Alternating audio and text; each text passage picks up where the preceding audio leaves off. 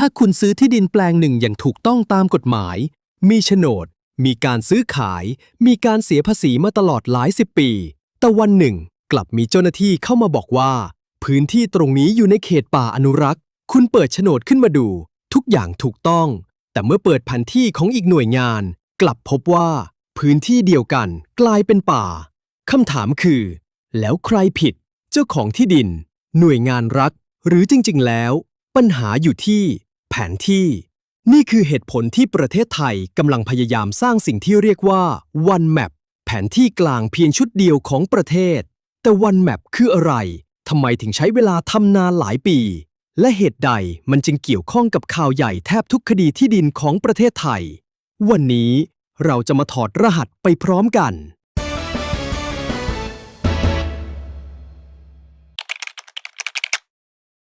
หลายคนอาจคิดว่า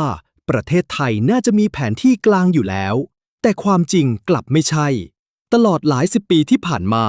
แต่ละหน่วยงานของรัฐต่างจัดทำแผนที่ของตนเองเพื่อใช้ตามภารกิจของกฎหมายที่รับผิดชอบเช่นกรมที่ดินใช้สำหรับออกโฉนดและเอกสารสิทธิ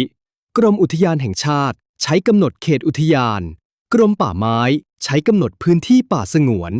สำนักงานการปฏิรูปที่ดินเพื่อเกษตรกรรมใช้กำหนดเขตปฏิรูปที่ดิน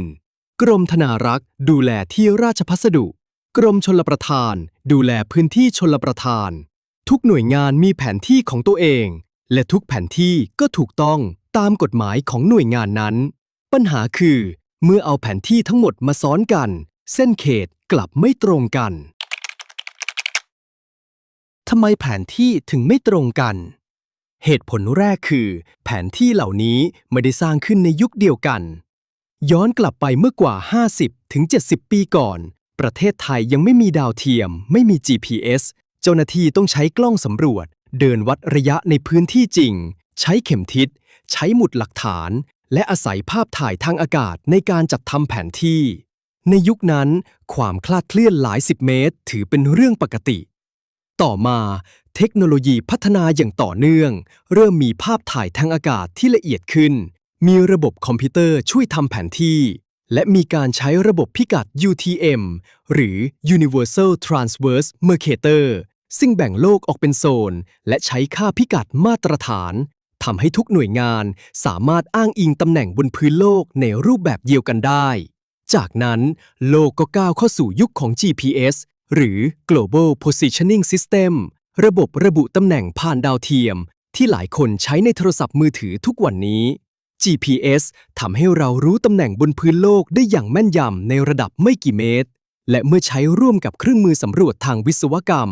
ความคลาดเคลื่อนอาจเหลือเพียงไม่กี่เซนติเมตรแต่แม้เทคโนโลยีจะก้าวหน้าปัญหาก็ยังไม่หมดไป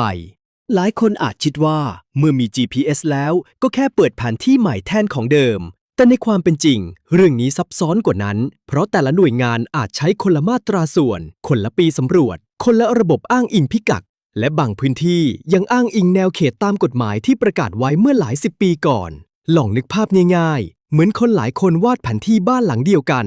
คนหนึ่งใช้ไม้บรรทัดอีกคนใช้โดรนอีกคนใช้ภาพถ่ายดาวเทียมแม้ทุกคนจะตั้งใจวาดบ้านหลังเดียวกันแต่เมื่อเอามาซ้อนกันเส้นอาจไม่ตรงกันทั้งหมดและเมื่อเส้นนั้นกลายเป็นเส้นเขตป่าหรือเส้นเขตโฉนดความคลาดเคลื่อนเพียงไม่กี่เมตรก็อาจกลายเป็นคดีความขนาดใหญ่ได้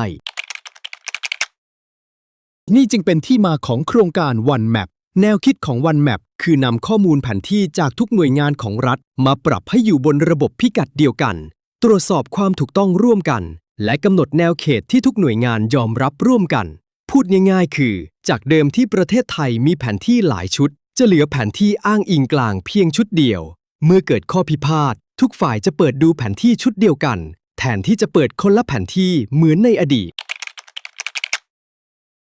One Map ไม่ใช่แค่โครงการด้านเทคโนโลยีมันคือการจัดระเบียบสิทธิในที่ดินของทั้งประเทศเพราะทุกครั้งที่มีการปรับแนวเขตอาจกระทบต่อพื้นที่ป่าอนุรักษ์พื้นที่อุทยานแห่งชาติเขตป่าสงวนแห่งชาติพื้นที่สปก.โฉนดที่ดินของประชาชนพื้นที่ราชพัสดุถนนเขื่อนหรือโครงการสาธารณะในบางพื้นที่ความแตกต่างของเส้นเขตเพียงไม่กี่เมตรอาจหมายถึงทรัพย์สินมูลค่าหลายพันล้านบาทจึงต้องอาศัยทั้งข้อมูลทางวิชาการ กฎหมาย และการเจรจาระหว่างหลายหน่วยงาน เมื่อเข้าใจเรื่องนี้แล้ว เราจะมองข่าวหลายข่าวได้ชัดเจนขึ้น ข้อพิพาทหลายกรณีไม่ได้เกิดจากการที่ฝ่ายใดฝ่ายหนึ่งโกหก แต่อาจเกิดจากการใช้ข้อมูลแผนที่คนละชุด อย่างไรก็ตาม นั่นไม่ได้หมายความว่าทุกข้อพิพาทเกิดจากแผนที่เพียงอย่างเดียว เพราะบางกรณีอาจมีประเด็นเรื่องการออกเอกสารสิทธิ์ที่ไม่ชอบด้วยกฎหมาย การบุกรุกพื้นที่ หรือการตีความกฎหมายร่วมด้วย ดังนั้นแต่ละคดีจึงต้องพิจารณาตามข้อเท็จจริง และหลักฐานของคดีนั้น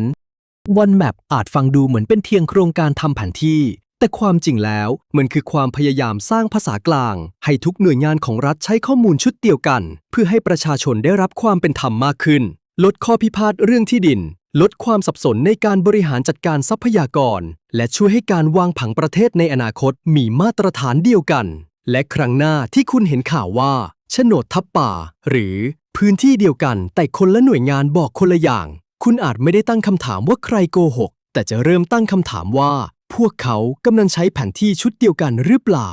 และนี่คืออีกหนึ่งเรื่องที่ Decoding News อยากชวนทุกคนถอดรหัสไปด้วยกันครับ